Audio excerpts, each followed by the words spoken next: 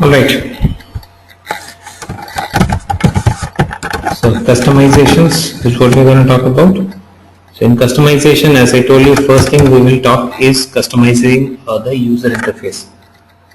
So you might have noticed when you create an object in Salesforce, by default Salesforce creates the page for it. All right. When you create a tab, by default the tab is created, or you get to see the tab there in the tab panel. So Salesforce by default creates user interface for everything that you create on it. All right. But sometimes you might not be happy with the default UI that Salesforce provides you. So Salesforce gives you standard UI for everything, for all standard, all custom objects. But sometimes you might want to make some certain changes on that user interface. Let's say you have all the fields in, usually you must have seen that Salesforce has fields in 2 columns. If you open any record,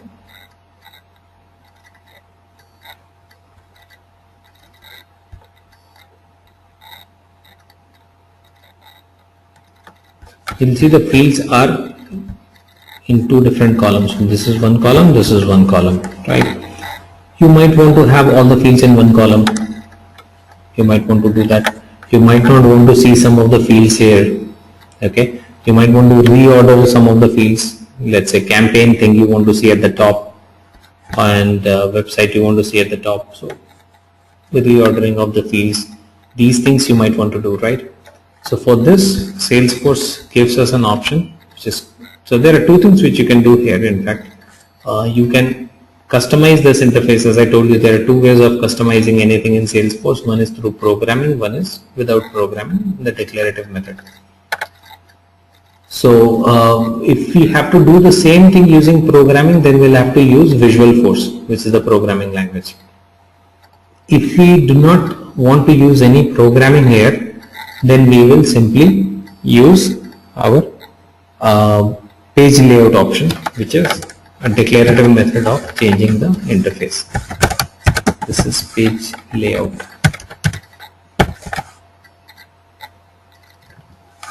Okay.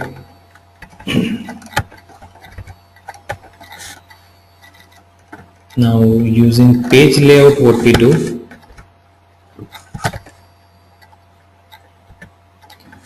we do the customizations. Okay. So every object that we have in Salesforce, every object has page layouts.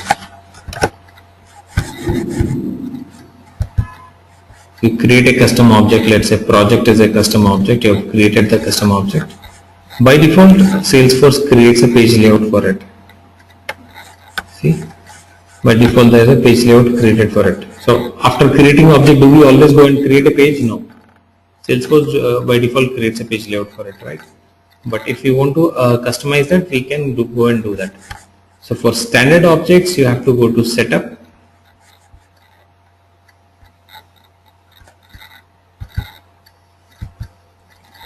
and then go to customize,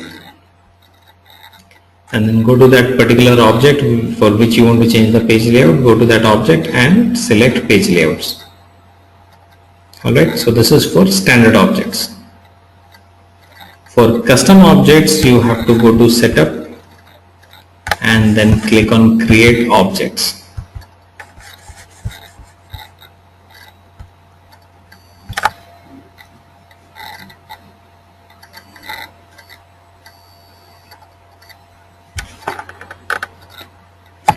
Alright, so for your standard object, you will need to go to setup, customize, and select the object name and then work on it.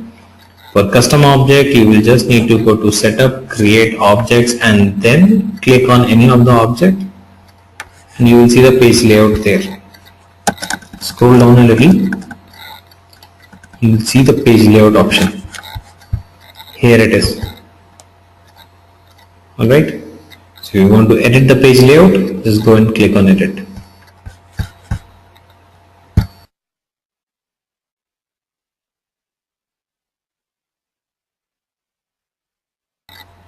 So the moment you click on edit page layout, you come to this screen. page layout editor. Here you will have the option of editing the page layout in terms of moving fields from one position to the other position. Owner field, you want to move it down. See, drag and drop. Certain fields, if you don't want to see, the start date, remove it. There's a remove button here. Click on this, remove it. Sometimes it may happen that some fields you don't want to put in the page layout, so you can remove the fields. Alright. So what all things can we do on the page layout?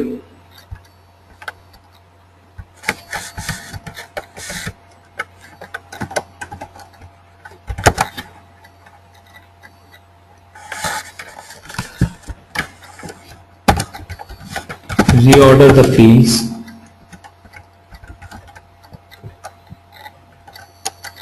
remove fields, reorder or remove fields. Okay.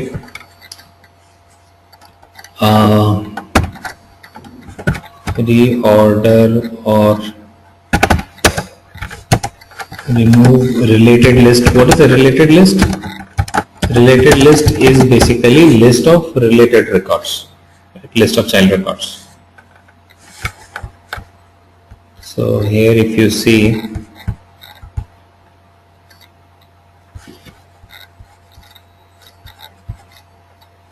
we have the option of related list, but I don't think we have any related list for this object. We have no approval history is there, notes and attachments, any other child or object which is related to this as parent, like accounts and contacts. So contacts is the related list for accounts. So on the account page, you also might want to see the list of contacts under that account. So same way. So you can change the order of them, or you can remove some of them. There's one thing that you can do. Third thing that you can do here is make fields read only or required. Required means making a field mandatory. So if you want on the page layout, you can also make a field read only or required. So how will you do that? Go to any of the fields. You will see this remove button. Beside the remove button, you see this properties. Click on this. This will allow you to make it read only or required. Got it?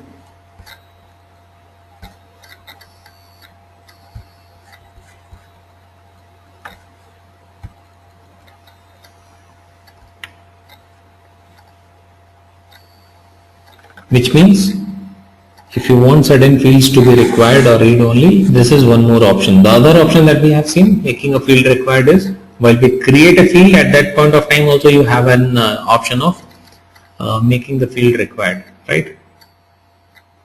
And this is the second way of doing the same thing.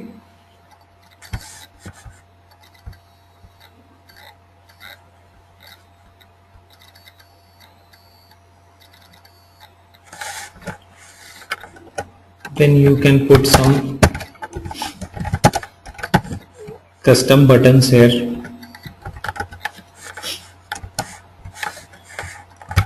Or standard buttons as well. If you want to remove some of the standard buttons,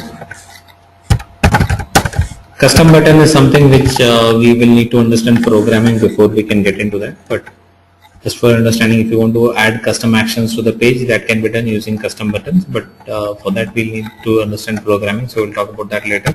But some standard button, if you don't want to give the delete button on the page, remove that. See, now on this project page there is no delete button.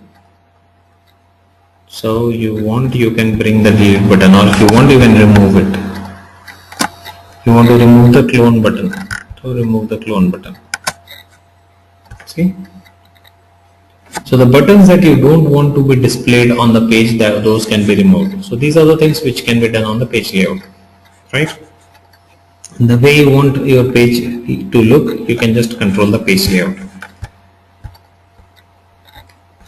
So that's First thing about page layout. Second thing that you need to understand about page layout is you can have multiple page layouts.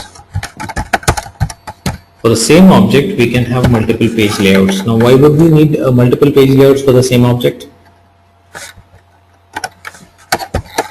For different profiles. Now, who will tell me what does this mean? We can have multiple page layouts or different page layouts for different profiles. Anyone who wants to explain this? Why is this required, or why are we doing it this way? Why are we talking about multiple page layouts? How does that help? For people with different kind of access, they can have different types of page layouts. Right, but can we think? Your answer is absolutely correct, but can you think of a practical usage of it? Why would we need this kind of a setup practically? To prevent some of the data to be shown to everyone and just for specific people, like maybe people who are higher up the ladder. Right, exactly. So some profiles don't need to see some data, so we might just want to remove some fields from the page layout that they access.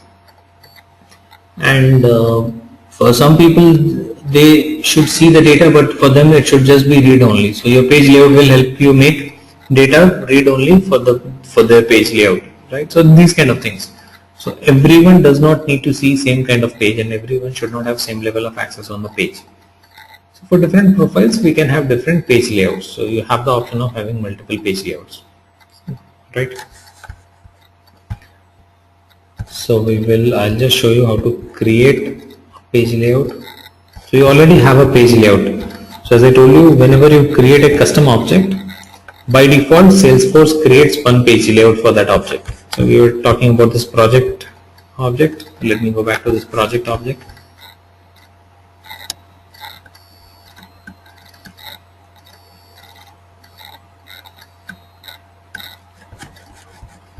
You already have a page layout here.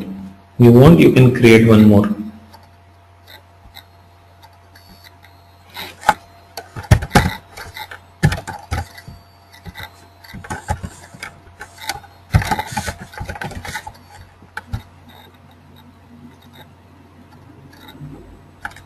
One more page layout is created. You bring in the fields that you want and everything. This page layout, I want the category to be here. So same thing, I mean, you will control everything the same way. Drag and bring in the fields.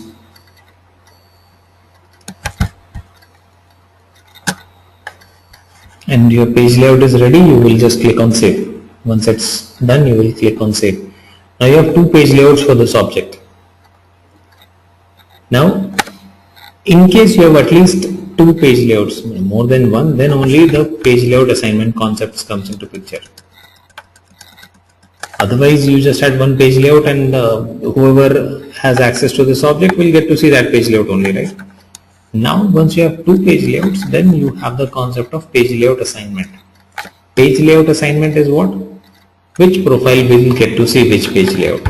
Very simple thing. So just click on page layout assignment, you will see a complete list of all the profiles. You just have to go and define which profile will get to see which page layout. Just edit assignment.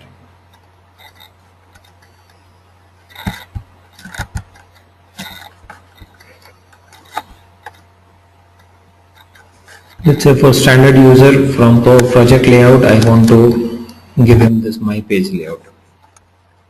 For Chatterfree user also, I want to give them another page layout. That is how it is.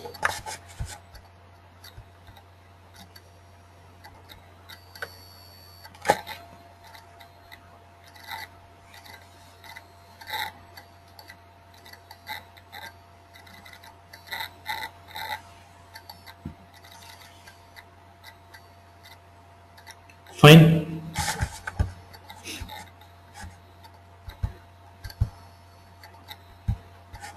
So this is about our page layout thing. Clear with everyone? So So why we create page layouts, and why do we need to create multiple page layouts, right? So it allows you to customize your interfaces. Very simple thing. I mean, this is a very simple requirement. We may have that requirement. We might want to display the fields the way we want, and we also might want to have different types of pages or different views of the pages for different profiles. So based on the profile, you can create different page layouts and assign it to profiles. That's it. As simple as that.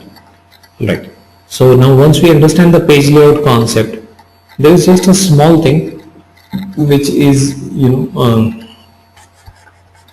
a lot of times or asked in interview questions a lot of times. That is about making a field required.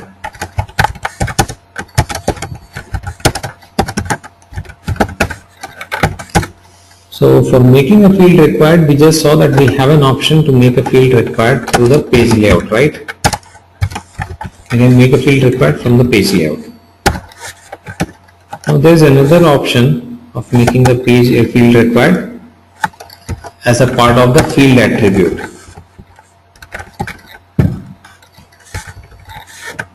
So when you create a field, at that time also you have an option of making the field required.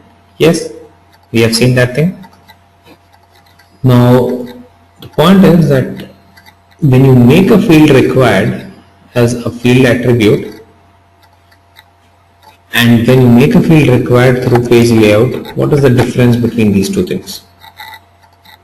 Okay, so how does that page layout thing is different from the backend settings that we have earlier done? So how does these two things differ? This is basically what I want you to understand here. If you have an option of making a field required on the page layout, as well as you have an option of making a field required on the field itself, which one would you use? Which process will you use to make the field required? And what will be the logic behind that? So it's a very simple logic that we have to understand there. The logic is, if you make a field required as a part of field attribute, then if you make a field required as a part of field attribute, then what will happen? Then it will be always required. Some field which has been made required through the field attribute is always required. What does this always required mean? Always required means no matter which profile, no matter which page layout, no matter is it being entered through the page layout or through the data loader or through some other import option. Data might be data can be entered from your data loader and other stuff also, right? Import wizard and all. It always is not entered through page layout. So anything which is made required on the field itself is always required, no matter who is entering the data, what is the profile, and no matter what is the process of entering the data. Is it through page or it is through the backend upload? But for page layout, that is not the case. It is, if you make a field required on the page layout, it is required only when data is entered using that page layout. So which means if someone is entering the data from the backend, this required of the page layout will not work, because this is very particular to this page only. If someone with some other page layout is entering the data, again this will not work, because this is limited to this page layout only. Got this thing? So let's say we have account, and for account we have a field called website, right? Now if you make, let's say we have Soumya here. Soumya made this website field required on the field itself. Made it required on field attribute.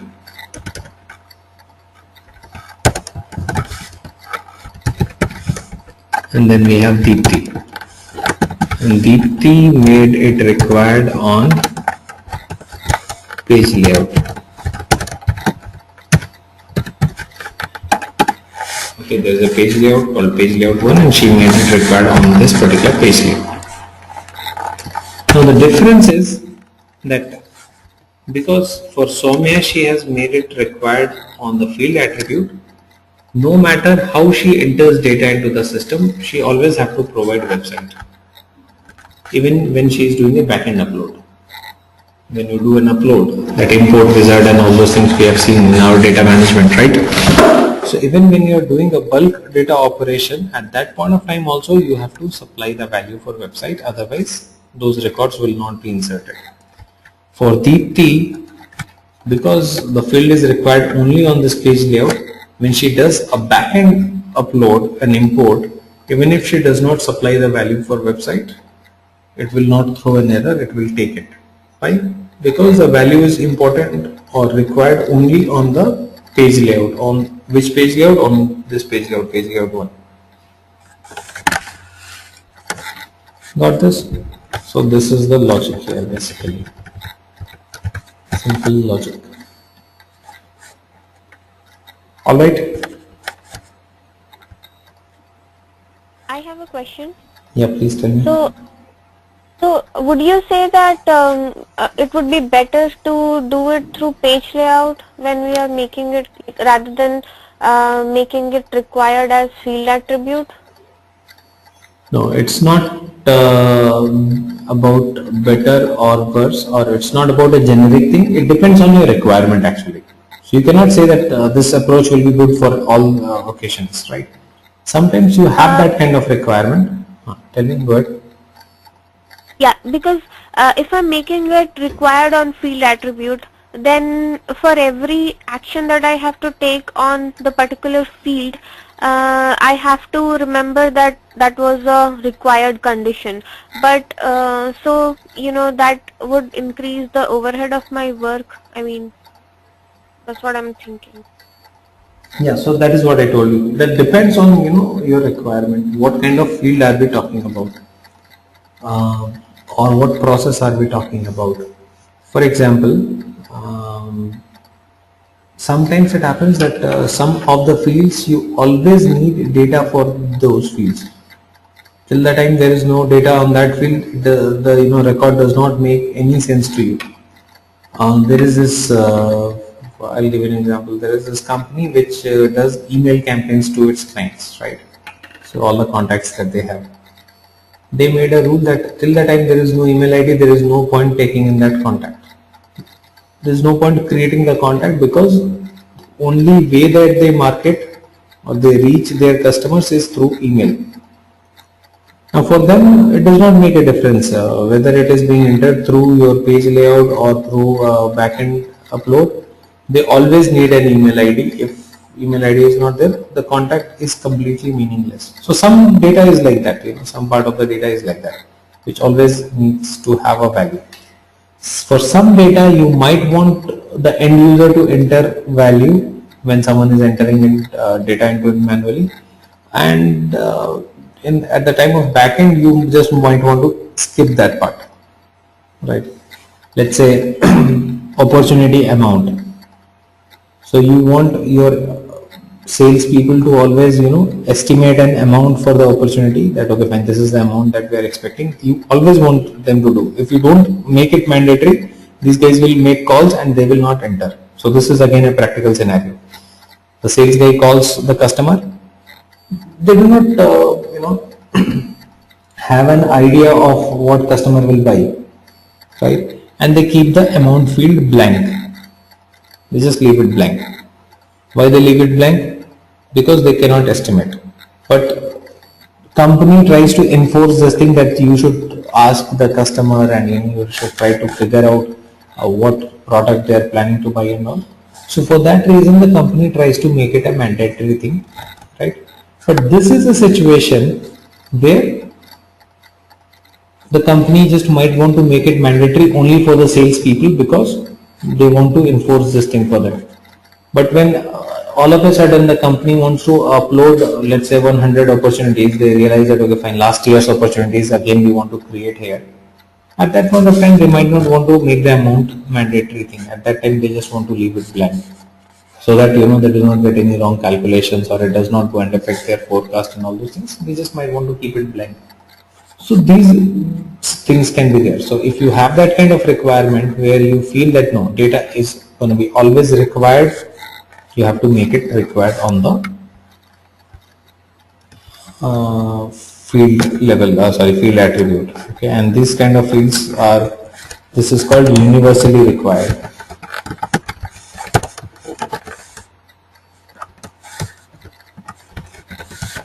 So if you feel that the data is going to be required, no matter who is entering, from where the data is coming, every time, without that particular value, the record is not complete, it cannot be created, you make it universally required. If you feel that no, for enforcing some practice for your users, you want to make the field required, put it in the page layout.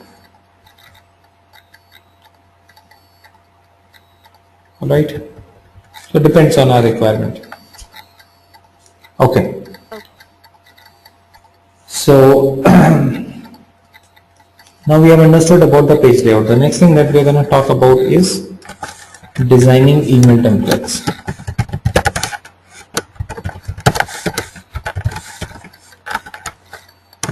So designing email template is a very simple thing. I think you all have designed some email template. When you write an email template, it's more like first of all you design it and then you send it, right? So designing email template is not a difficult thing. The only thing that we have to understand here in Salesforce is when we are talking about designing an email template, we are primarily talking about creating a draft template, right? A draft of the email template thing, and then you just need to combine it with certain fields from the data. Let's say you want to send that email to a contact, so you might want to merge some of the fields from contact, like the first name of the contact or some data from that object, right? Those things you might want to connect, merge into the email template. Okay, and then you just save it. So as the name suggests, template, so you'll just design the template, keep it, and this template can be then reused. Okay, so multiple times you can use the same template. All right, so because we have data because we have data in Salesforce, sometimes we might want to send automated emails to the data, things like that. So for that you can just design the template, keep the template, and these templates can be used for sending the emails or automated send of emails and all that. So we will talk on those lines. How to send the emails automatically, that is something which we will talk later, maybe after 2 sessions or so. But how to design the email template, that we will see. Okay, so designing email template has got nothing to do. You just have to design the template where you have to go and define the subject line and the body. But what we need to understand here is there are 4 types of email templates which Salesforce allows. One is a plain text email template. So plain text email template is the normal email template where there is no formatting, nothing, only plain text, simple text, no formatting of text, no colors, no images, nothing. Okay, second is HTML using letterhead. This is where you can do all sort of formatting. Okay, put images, you can use the letterhead, the backend letterhead, you can put hyperlinks, everything can be done here. Third option that we have is custom. For this you need to write HTML code. You can do everything, but you have to write HTML code for the entire template. And the fourth one that we have is a Visualforce email template. Visualforce email template is created using Visualforce, the programming side of it. So these are the 4 different email templates that we have in Salesforce. You can use any one of these to create your template. How will you create that email template? Need to go to setup, communication template, email templates.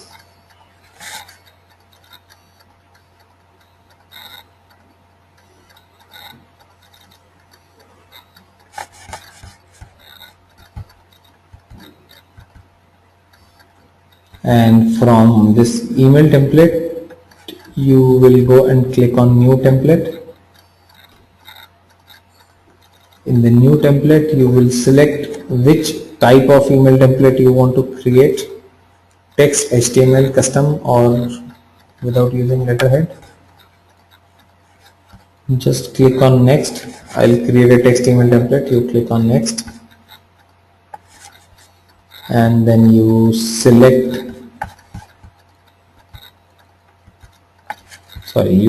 the value to the subject.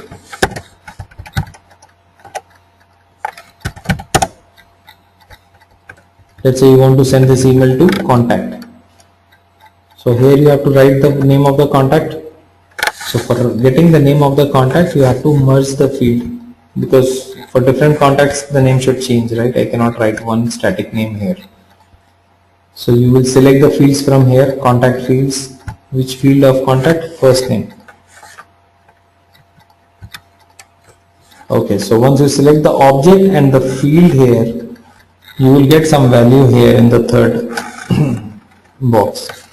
Copy this and paste it here. That is what you have to do. Alright, and then write whatever your message is.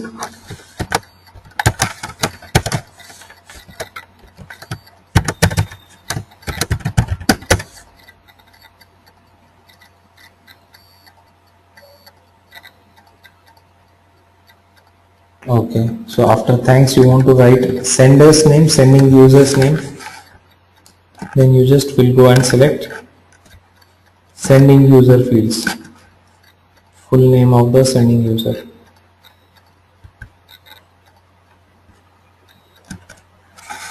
Again copy this and put it here.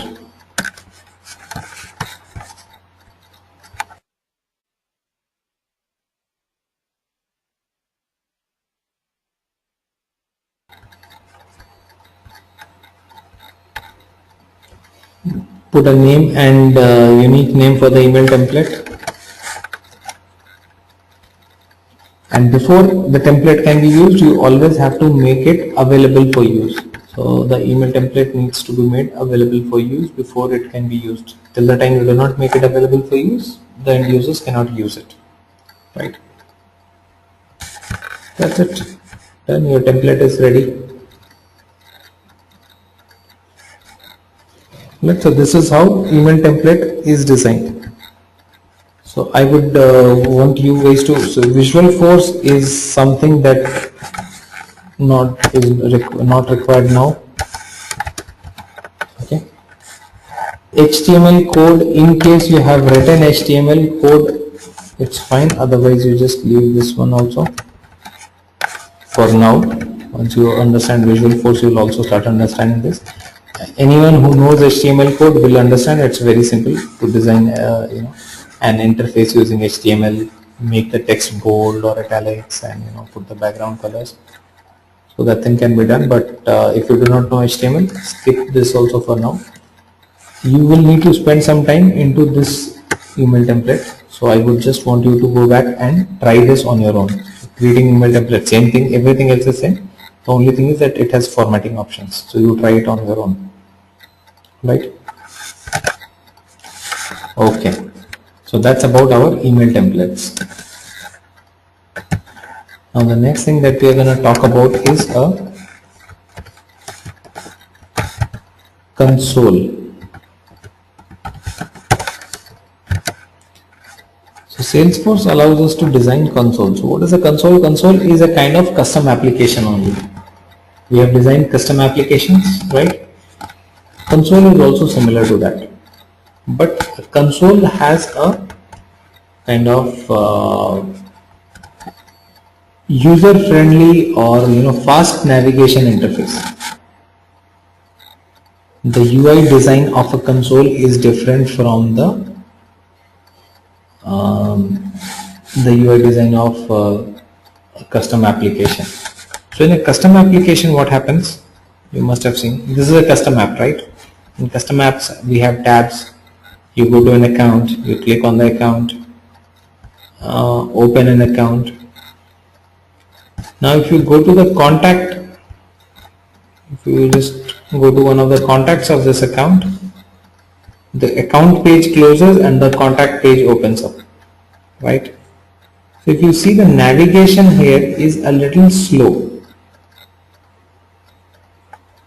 If you don't feel that this is slow, you will start feeling it slow when you think from the perspective of a call center executive or a customer support executive. See, for sales people, this is fine, because sales guy will have the time in hand to gather all the information and then make a call. But for a support person, a service, someone who is there, providing service over the call, he receives a call, he does not know which client is going to call. Then again, once the call is received, this customer support person is not aware what questions the client is going to ask and which all pages he will need to navigate through to get the answers to his questions, right?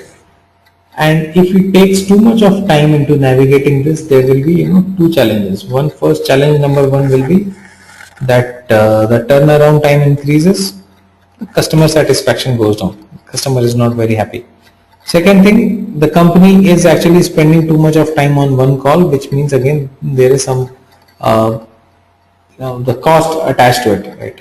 More time spent on resolving an issue, which means you are spending more on that particular call, which can be reduced, right? So the cost is getting increased, customer satisfaction getting decreased, and does not help in any way, right? So console is a different type of custom application where the navigation can be done very quick. Okay, so specially designed kind of an application, okay, where it is, the pages which are designed are very lightweight and the navigations can happen very quickly. Okay, so this is more for customer support executives. You can have this kind of thing for sales people also, but mostly for customer support. How this console is designed? Simple step is go to setup and then go to create, click on apps. Alright, when you click on new app, you have an option of creating a custom app and an option of creating a console, right? Now if you select console and click on next, then you see what kind of a console Salesforce designs.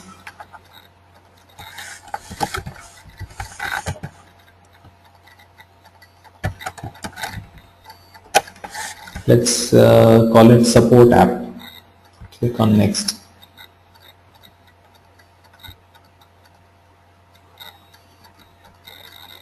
So in the console, what happens? Okay, same way for application we select which all tabs we want to see. Here also we will select, I want to see accounts, contacts, opportunities and cases.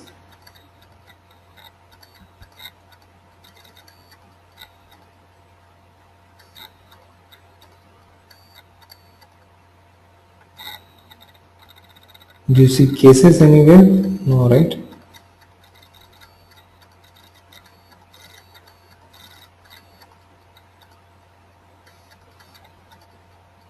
Alright, oh, cases is here itself, sorry. So alright, so I take these four objects, four tabs. I include these four tabs into my console. Then click on next.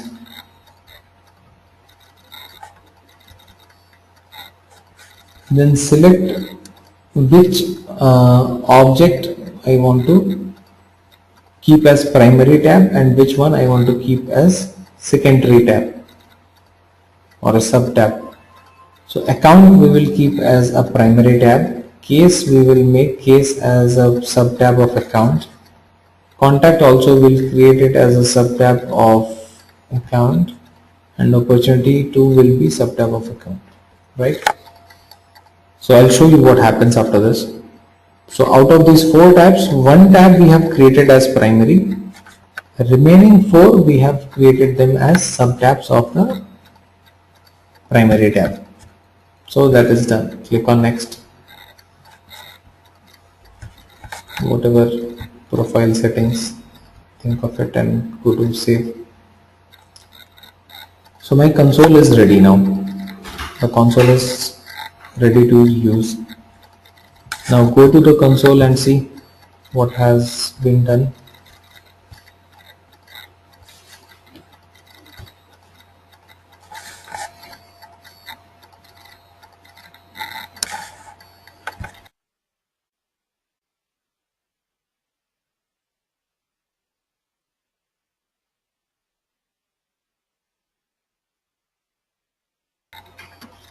So on this console, what you have to do, the moment you come here, you see this kind of a screen. Okay, this is how it looks. If you notice, in this you do not have that much of formatting. The Salesforce usual app has the sidebar, a lot of things, so that makes Salesforce a lot heavier. Okay, this is a lightweight thing, just data. That's it. Very light, designing, and remaining all is data.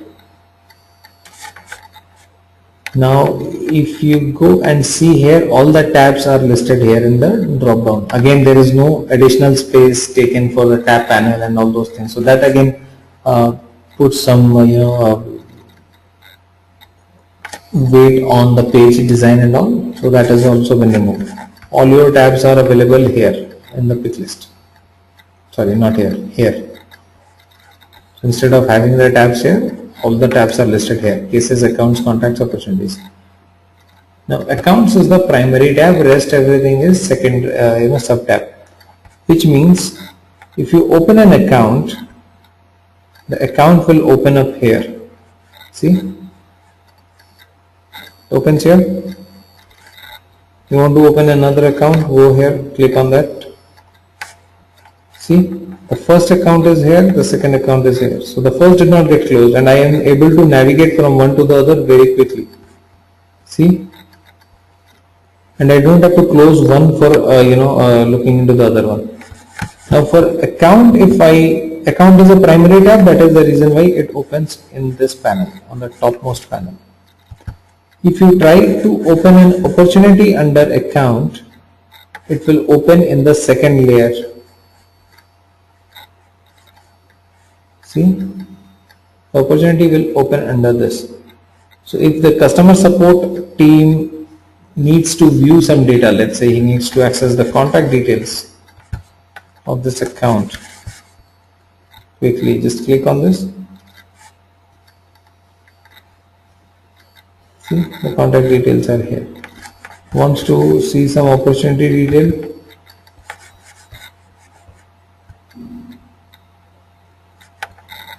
See, so this is the contact of this company, this is the opportunity here, this is the account, actually the other account details, list of accounts. So everything you can navigate very quickly from here. So as a customer support executive, this kind of a thing will become easy to handle. Let's say the customer who has called, he is asking for a case, and all of a sudden then he says that, okay fine, tell me information on the opportunity. Then he says again, can you tell me about the case again? If you close that, you cannot navigate back, right? So you just keep on opening new windows, and finally once your call is over, you can close the entire thing. So it allows you to open multiple records simultaneously, and that too very fast, very quick. So it's very lightweight programming which has been used here. Clear? Right. Please tell me if you have any questions in this console part. So we have talked about page layouts, we have talked about page layout assignments, we have talked about the email templates, and then we have talked about the console. Please tell me if you have any questions in any of these.